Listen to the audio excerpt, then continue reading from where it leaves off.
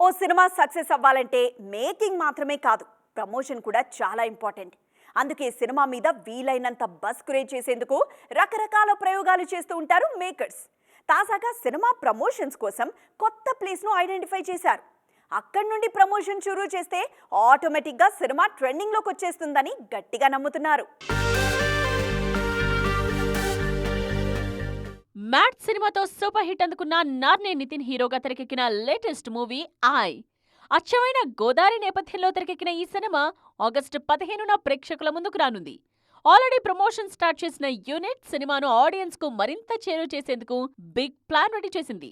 గోదావరి జిల్లాల నేపథ్యంలో తెరకెక్కిన ఐ సినిమా ప్రమోషన్ విషయంలోనూ అక్కడి నేటివిటీకి ఎక్కువ ఇంపార్టెన్స్ ఇస్తున్నారు మేకర్స్. అందుకే సినిమా ప్రీ రిలీజ్ ఈవెంట్ ను కూడా ఆ ప్రాంతంలోనే చేయాలనుకుంటున్నారు. అయితే సినిమా మీద బజ్ పీక్స్ కు చేరాలంటే పిఠాపురంలో ప్రీ రిలీజ్ చేస్తే పర్ఫెక్ట్ అని ఫిక్స్ అయింది యూనిట్.